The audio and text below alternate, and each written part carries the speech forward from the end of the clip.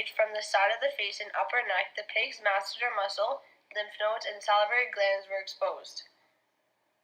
The masseter muscle works the jaw, the lymph nodes carries fluid, nutrients and waste material around the body, and finally salivary glands begin the process of chemical digestion and provide enzymes to produce bile.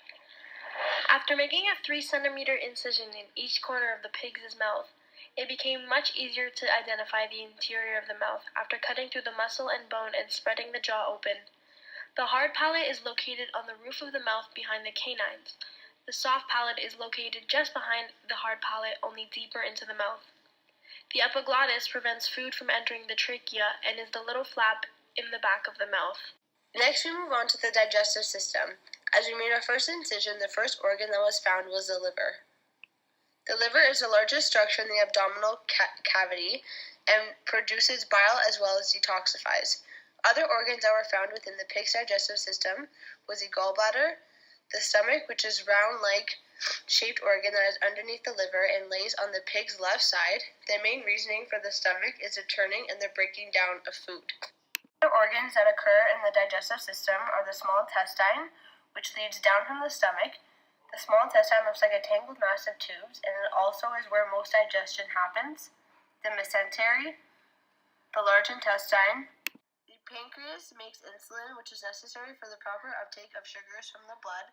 And the last organ is the cecum. As we move on to the respiratory system, we were able to locate several vital organs within the pig. These organs include the lungs, which are located on both sides of the heart. The lungs are an extremely vital organ where gas exchange occurs. The diaphragm is a sheet of muscle that stretches and moves up and down when breathing occurs. The trachea, a tube which extends from the larynx to the lungs, and the larynx, also known as the vocal cords. Another organ within the respiratory system that was later found was the bronchi. The bronchi are the tubes that split from the trachea, which enter the lungs. Now we move on to the circulatory system.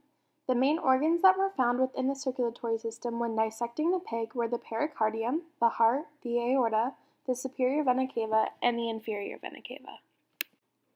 The pericardium is a thin tissue that covers the heart. The heart itself allows deoxygenated blood to travel through it as it circulates through the lungs and becomes oxygenated. It then travels throughout the rest of the body and supplies the entire body with oxygenated blood. Deoxygenated blood first enters into the heart through the superior vena cava or inferior vena cava. This begins the process of circulation throughout the heart. The blood then enters into the right atrium and passes through the tricuspid valve in order to enter into the right ventricle. The blood then transports into the pulmonary valve in order to enter the pulmonary artery.